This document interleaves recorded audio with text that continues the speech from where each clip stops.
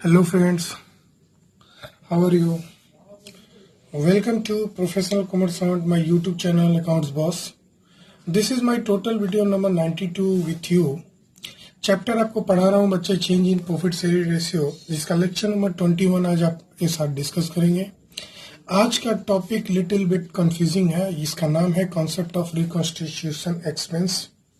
ये पहले नहीं होता था बच्चे, इधर 2-3 साल से एक्चुअली डिसोल्यूशन में होता था रियलाइजेशन एक्सपेंस, लेकिन एडमिशन रिटायरमेंट और चेंज में ये नहीं हुआ करता था। लेकिन पिछले 2-3 साल से ये आ रहा है देखने को, इसके क्वेश्चंस। खैर, हम इसके फुल कॉन्सेप्ट को जरा समझेंगे ताकि हमको कोई दिक्कत ना हो। मैं बार बार बोल रहा हूँ, ये लिटिल कंफ्यूजिंग है, तो जरा आप अच्छे से पढ़ेंगे ताकि कोई परेशानी ना हो। ठीक है बच्चा, आइए। Expenses incurred at the time of change in profit sharing ratio to give effect to reconstitution of the firm is known as reconstitution expense. मैंने आपको बताया रिकॉन्स्टिट्यूशन एक्सपेंस किसे कहते हैं बच्चे। फॉर्म का जब हम दोबारा से तैयार करते, फॉर्म को एक बार बंद करके उसके सारे बुक्स ऑफ अकाउंट को क्लोज करके एक नई सिरे से जब हम उसका अकाउंटिंग करना शुरू करते हैं, वैसी स्थिति में हमको कुछ एक्सपेंस करने पड़ जाते हैं इस रिकंस्ट्रक्शन के लिए, इस रिकॉन्स्टिट्यूशन के लिए। तो इस तरह के खर्चे को हम रिकंस्ट्रक्शन खर्चा कहते हैं। ठीक है, मतलब फॉर्म का जब हम रिकंस्ट्रक्शन करते हैं, बहुत सारे केसेस में फॉर्म का रिकंस्ट्रक्शन होता है। मैंने बताया था change in profit sharing ratio, admission of a new partner, retirement और डेथ ऑफ ए पार्टनर और एमलगमेशन ऑफ 2 पार्टनरशिप फॉर्म। ऐसे बहुत सारे केसेस हैं जिसमें हम फॉर्म को दोबारा से बनाते हैं, रिकॉन्स्टिट्यूट करते हैं। तो इस तरह के सिचुएशन में हमको कुछ खर्चे करने पड़ते हैं और उस खर्च को ही हम रिकॉन्स्टिट्यूशन एक्सपेंस के नाम से जानते हैं। ठीक है बच्चा। अब these expenses may be paid by the firm to an outside party. हो सकता है कि ये एक्सपेंस आउटसाइडर पार्टी को दे, मतलब जो इस फॉर्म का रिकंस्ट्रक्शन करने में मदद किया, कोई पार्टी का हमने मदद लिया, हेल्प लिया, तो उसको हम कुछ फी के रूप में हम पे करेंगे। हो सकता है कि हम अपने पार्टनर को ही रख लें, हमारे पार्टनर्स के बीच में कोई तैयार हो जाए और हम उसको रिकंस्ट्रक्शन करने के लिए कुछ रेम्यूनरेशन दे दें। ये दोनों सिचुएशन हो सकता है। मैंने 2 सिचुएशन बताई। ये हमेशा 1 मार्क्स क्वेश्चन में आपको काम आएगा। हर थ्योरी, कोई भी बात को आप इग्नोर नहीं करेंगे, हर बात को आप बहुत अच्छे से सुनेंगे और उस पर विचार करेंगे। मैंने बोला कि फॉर्म का जो खर्चा है, जो रिकंस्ट्रक्शन का खर्चा है, वो या तो फॉर्म कभी कभी आउटसाइडर पार्टी को देता है उसके सर्विस लेने के लिए, मतलब फॉर्म के रिकंस्ट्रक्शन के लिए कोई थर्ड पार्टी का हेल्प लिए, वो थर्ड पार्टी फ्री में थोड़ी ना काम करेगा। उसके बदले फॉर्म उसको कुछ मतलब फीस देगा, सैलरी देगा, कुछ उसको रेम्यूनरेशन देगा, तो वो फॉर्म के लिए एक्सपेंस हुआ। तो ये एक्सपेंस थर्ड पार्टी को दिया गया। कभी कभी कोई पार्टनर ही तैयार हो जाता है कि हम ही फॉर्म का रिकंस्ट्रक्शन कराएंगे। वैसी स्थिति में फॉर्म क्या करता है, अपने पार्टनर को कुछ कमीशन या रेम्यूनरेशन दे देता है। ये सारे खर्चे रिवैल्यूएशन अकाउंट के डेबिट में जाएंगे। ठीक है, ये जो खर्चे हमने बताए हैं ये रिवैल्यूएशन अकाउंट के डेबिट में जाएंगे। मैं जब रिवैल्यूएशन अकाउंट पढ़ा रहा था तो आपको 2 चीजें टिक लगाया था मैंने रेड पेन से, याद करो। पार्टनर्स कैपिटल अकाउंट ये भी रेम्यूनरेशन का है, टू कैश बैलेंस ये एक्सपेंस का है। मैंने एक एग्जांपल बताया था और इसको बताया था कि इसको बाद में बताएंगे। आज ही वो दिन है जब हम इसके बारे में फुल डिटेल में बताएंगे, एकदम इतना डिटेल में बताएंगे ताकि आपको कभी भी प्रॉब्लम ना हो, चाहे यहाँ, चाहे एडमिशन में, चाहे रिटायरमेंट में, चाहे डेथ में, या इवन डिसोल्यूशन में आपको काम आ जाएगा। एकदम सेम कॉन्सेप्ट हर जगह है बच्चे, इसीलिए आप ध्यान से पढ़ेंगे। इसमें कुल मिला के हम 5 केसेस आपके साथ डिस्कस करने वाले हैं 1 बाय 1 करके। केस 1 हम समझते हैं बच्चे, इसको हम धीरे धीरे समझाने की कोशिश करेंगे क्योंकि ये जो टॉपिक है ना, हमने शुरू में ही बताया लिटिल बिट कंफ्यूजिंग है। आप अगर सेपरेटली अगर इसको समझेंगे, हर केसेस को अलग अलग तरीके से समझेंगे, अलग अलग बात समझेंगे, सोचेंगे इसके बारे में, तो ये टॉपिक आपका क्लियर हो जाएगा। आप हौच-पौच करने का कोशिश कीजिएगा, परेशान हो जाएगा, सबको अलग अलग ट्रीट कीजिएगा। केस 1 है for expenses incurred and paid by the firm. इसको हम बॉर्न भी बोल सकते हैं। मैंने बोला expenses born and paid by the firm, मतलब देना था फर्म को और दिया भी फर्म ने। मतलब खर्चे किसको करना था? फर्म। मैं बता दूं फर्म किसको बोलते हैं, फिर से बता रहा हूं, ये हमने पढ़ाया है फर्स्ट चैप्टर में, लेकिन फिर से बता रहा हूं। ये मान लो एक हमने बिजनेस स्टार्ट किया, दो आदमी मिलके, एक का नाम है ए और दूसरे का नाम है बी। ये दोनों आदमी मिलके एक फर्म हम खोले जिसका नाम था ए बी फर्म। तो ये फर्म हो गया बच्चे, और ये दोनों पार्टनर्स हो गए। तो ये केस बता रहा है कि अगर खर्चे को फर्म को ही देना था और फर्म ने ही दिया, फर्म को ही देना था और फर्म ने ही दिया, तो इसका एंट्री होगा revaluation account, DR to cash या बैंक अकाउंट।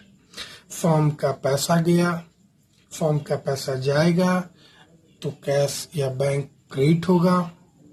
और चूंकि ये फर्म के लिए खर्चा है, ये एक्सपेंस है फर्म के लिए, तो फर्म के लिए एक्सपेंस हमने बताया था। रिवैल्यूएशन अकाउंट हम लोग इसीलिए बता रहे हैं, रिवैल्यूएशन खर्चे के लिए, रिकंस्ट्रक्शन करने के लिए जो जो चीज करेंगे वो हम रिवैल्यूएशन अकाउंट में मेंशन करते हैं। तो अगर फर्म का खर्चा हुआ ये रिकंस्ट्रक्शन एक्सपेंस, तो वो डेबिट कर देगा रिवैल्यूएशन अकाउंट को। ठीक है, रिवैल्यूएशन अकाउंट डेबिट होना मतलब खर्चे डेबिट होना। ठीक है, फर्म का रिवैल्यूएशन रिप्रेजेंट करता है फर्म के पूरे एक्सपेंस या इनकम को। यहाँ फर्म का एक्सपेंस हुआ तो रिवैल्यूएशन अकाउंट डेबिट हुआ। क्लियर है, फर्म का पैसा गया इसलिए क्रेडिट हुआ, ये आशा करते हैं। और एक बात यहाँ नोट याद रखिएगा, क्वेश्चन में कुछ नहीं बोले तो हमेशा ये समझेंगे कि फर्म को ही देना था और फर्म ने ही दिया, फर्म को ही देना था और फर्म ने ही दिया, तो इसकी एंट्री हो गई। केस 2 आइएगा जरा, केस 2 हम समझाएंगे, पूरे बढ़िया से समझाएंगे बच्चे। केस 2 जरा देखिएगा। फॉर रेमुनरेशन और commission payable to a partner, मतलब कहता है कि जब कभी किसी पार्टनर को हम रिकंस्ट्रक्शन करने के लिए उसको कुछ रेमुनरेशन दे दें या कुछ कमीशन दे दें, वैसे स्थिति में क्या एंट्री करेंगे बच्चे? फर्म दे रहा है पार्टनर को, हमेशा याद रखिएगा, फर्म देगा तो फर्म के लिए खर्चा होगा, तो रिवैल्यूएशन अकाउंट डेबिट होगा।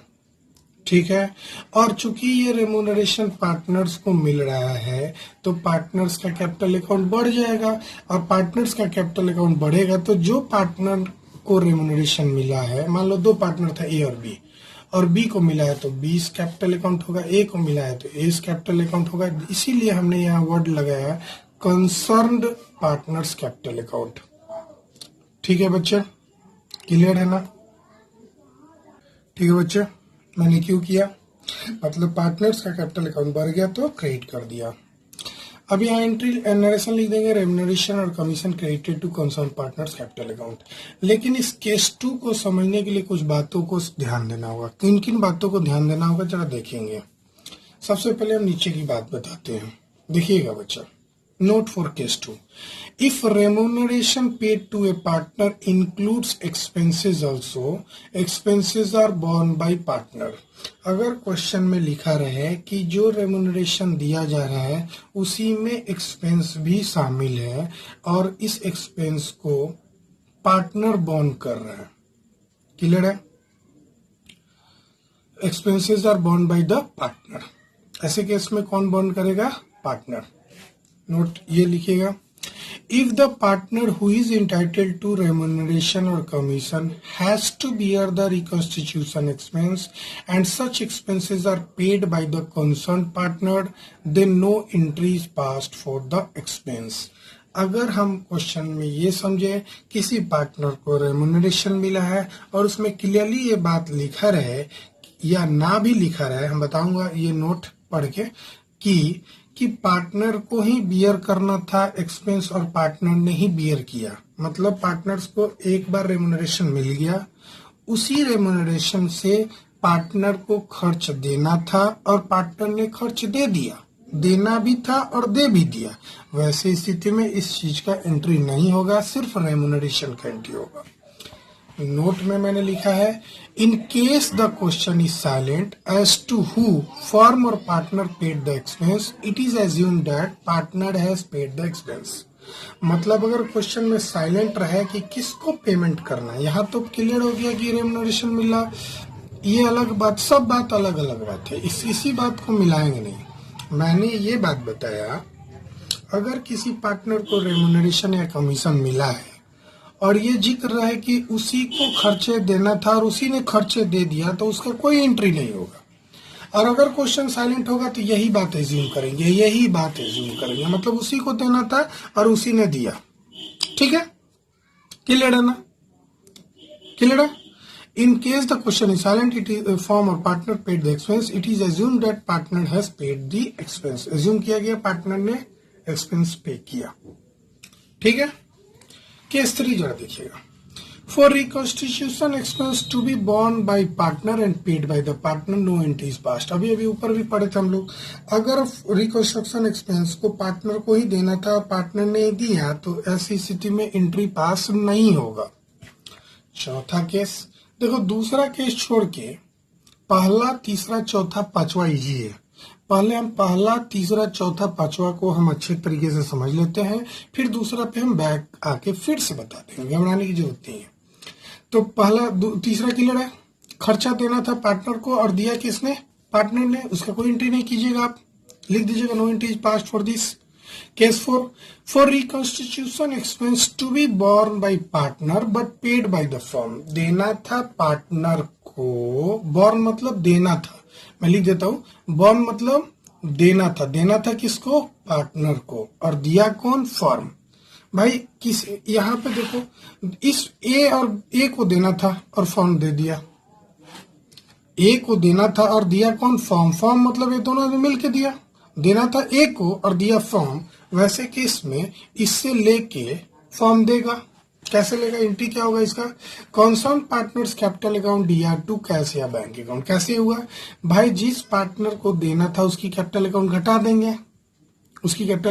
देंगे, और कैश या बैंक कौन किया? देखो यहाँ पेड बाय द फर्म लिखा हुआ है, तो जब भी फर्म पे करेगा तो उसकी कैश बैंक घट जाएगी। और पार्टनर्स कैपिटल अकाउंट क्यों क्रिएट हुआ बच्चे? मैं फिर से बता दूं, क्योंकि उसी को देना था। किसको देना था? पार्टनर को। तो जब पार्टनर को देना था तो पार्टनर्स का कैपिटल अकाउंट को हम डेबिट कर देंगे, और फर्म ने दे दिया तो इसीलिए कैश या बैंक क्रेडिट हो जाएगा। क्लियर है? पांचवा देखो, पांचवा, when reconstitution expenses are borne by the firm and paid by a partner. देना था फर्म को और दिया किससे? पार्टनर ने। देखो एंट्री, देना था फर्म को, दिया कौन? पार्टनर ने। क्लियर है? तो revaluation account DR to partners capital account. देना था फर्म को तो इसलिए खर्चा होगा फर्म का, और फर्म का खर्चा रिवैल्यूएशन को रिप्रेजेंट करता है, मैंने पहले ही बताया। और दिया कौन? पार्टनर। तो पार्टनर्स दे दिया है तो फर्म का फर्ज बनता है कि फर्म पार्टनर को देगा, तो इसीलिए पार्टनर्स कैपिटल अकाउंट को बढ़ा दिया जाएगा। बात समझ रहे हैं? क्यों? मैंने भाई देना था किसको? फर्म को। दिया है किसने? पार्टनर ने। तो फर्म पार्टनर्स को पैसा दे देगा। भाई हमको देना था, तुम पैसा दे दिया तो हम तुमको पैसा दे देंगे। उसी तरह फर्म को देना था और पार्टनर ने दे दिया तो फर्म पार्टनर्स को दे देगा। फर्म देगा तो फर्म के लिए खर्चा हो जाएगा, और पार्टनर्स को पैसा मिल गया तो पार्टनर्स का कैपिटल अकाउंट क्रेडिट हो जाएगा। क्लियर है? एक और बात समझिएगा, यहाँ जो पहला हमने यहाँ स्टार्टिंग में लिखा है जरा देखिएगा, remuneration paid to a partner means partner is paid for the services rendered by him but expenses are borne by the firm. जब भी क्वेश्चन में सिर्फ रेम्यूनरेशन का चर्चा रहे तो समझना कि एक्सपेंस कौन बोर्न करने वाला है? फर्म। तो इसका एंट्री दोनों ही सूरत में यही एंट्री होगा, कमीशन मिलेगा तो एंट्री होगा revolution to partners capital account. और देखो यहाँ बॉर्न बाय द फर्म, और हमेशा पेड क्या मानेंगे, अभी अभी यहाँ लिखे थे पेड बाय द पार्टनर, कुछ नहीं बोलेगा क्वेश्चन में, तो बॉर्न कौन किया, फर्म ने, और पे कौन किया, पार्टनर ने, ये एज्यूम करेंगे। अगर क्वेश्चन साइलेंट रहे और रेम्यूनरेशन मिला है पार्टनर को, तो बॉर्न कौन करेगा, फर्म, और देगा कौन, पार्टनर। तो इसका एंट्री क्या होगा, यही वाला ना होगा, borne by firm and paid by partner, तो revolution to partners capital account, मतलब यही एंट्री से काम चल जाएगा, revolution account DR to concern partners capital account.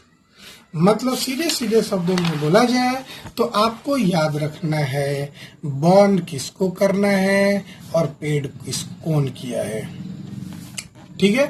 Remuneration का अलग से याद रखिएगा। सबसे पहला बात, बॉन्ड करना था फर्म को और पे किया फर्म, पहला केस, ठीक है। तो एंट्री क्या होगा भाई, रिवोल्यूशन टू कैश,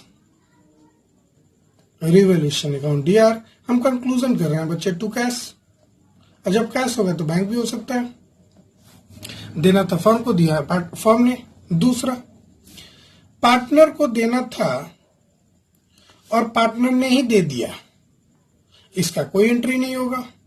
भाई किसी पार्टनर को देना था, खर्चा तुम बियर करोगे, और पार्टनर ने दे दिया, तो कोई एंट्री नहीं होगा भाई। पार्टनर्स को घर से देना था, पार्टनर घर से दे दिया, तो फर्म का इन्वॉल्वमेंट हुआ। फर्म का जब इन्वॉल्वमेंट नहीं होगा तो उसका कोई एंट्री नहीं होगा। क्लियर है। तीसरी बात, जब भी फर्म का इन्वॉल्वमेंट होगा तभी एंट्री होगा। अबे पार्टनर को तुमको पैसा देना था, हम दोनों आदमी मिलके पार्टनरशिप फॉर्म किए हैं, तुमको घर से पैसा देना था, तुम घर से पैसा दे दिया, तो फर्म का इन्वॉल्वमेंट हुआ। हम फर्म के बुक में एंट्री करते हैं, इसलिए नो एंट्री होगा। क्लियर है। अब bond by firm, born by firm, paid by partner.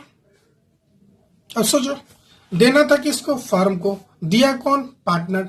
तो भाई फर्म को देना था तो फर्म के लिए तो खर्चा होना चाहिए था, और खर्चा रिवोल्यूशन अकाउंट में दिखाएगा। और दिया किसने, पार्टनर ने। पेड कौन किया, पार्टनर। तो जब भी पार्टनर पे करेगा और देना था फर्म को, तो पार्टनर्स कैपिटल अकाउंट क्रेडिट हो जाएगा। भाई पार्टनर को देना तो नहीं था, पार्टनर दे दिया है फर्म के बदले में। फर्म मान लो ए और बी दोनों मिलके बोला कि दे दो पैसा, फर्म मतलब ए और बी दोनों को देना था, लेकिन रास्ते में ए के पास पैसे थे, ए बोला कि ठीक है हम फर्म से ले लेंगे, तुम फिलहाल हम दे देते हैं, कोई बात नहीं है। पार्टनर्स ए और बी दोनों एग्री हो गया। मैं फिर से बोलूं, क्या कहानी मैं सुना रहा हूं, मतलब आप रास्ते में जा रहे हैं, साइट पे जा रहे हैं, जिस साइट पे ये काम चल रहा है रिकंस्ट्रक्शन का, ठीक है। अब मान लो ए और बी दोनों मिलके फर्म कहलाता है, अलग अलग मिलके पार्टनर्स, और दोनों मिलके फर्म कहलाता है। अब वहां गए तो फर्म के पास मान लो पैसे नहीं थे, ए ने अपने घर से दे दिए, तो फर्म ए को देगा कि नहीं, तो फर्म ए को देगा तो फर्म पार्टनर्स का कैपिटल बढ़ेगा और फर्म के लिए खर्चा होगा। चौथा केस पे उल्टा कर दो, बॉन्ड किसको करना था, पार्टनर को, और दिया कौन, फर्म। उल्टा हो गया भाई, देना था पार्टनर को, दे दिया फर्म। देना था पार्टनर को, तो जिसको देना था उसका कैपिटल अकाउंट तो डेबिट होगा। भाई देना था किसको, पार्टनर्स को, तो उसके कैपिटल अकाउंट को डेबिट कर दो जो पार्टनर ने दिया देना था। मान लो ए को देना था और हम लोग मिलके दे दिए, फर्म दे दिया, ए को देना था, फर्म दे दिया, तो फर्म दे दिया, तो फर्म का तो तुरंत कैश या बैंक घट गया, लेकिन देना किसको था, पार्टनर्स को। तो भाई पार्टनर्स कैपिटल अकाउंट को ले लेंगे डेबिट, उसकी कैपिटल अकाउंट घट जाएगी।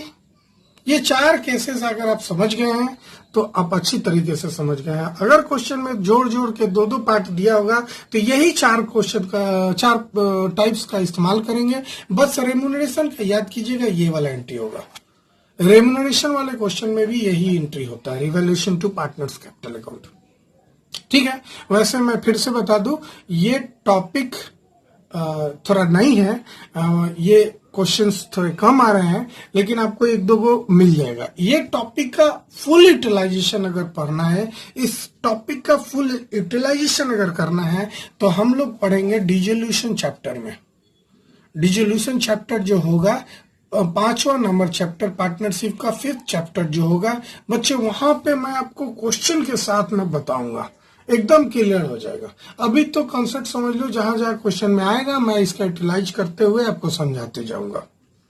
ठीक है बच्चे, तो फिर मिलते हैं बच्चे हम लोग नेक्स्ट वीडियो लेक्चर में। तब तक के लिए बाय, मेरे साथ बने रहें।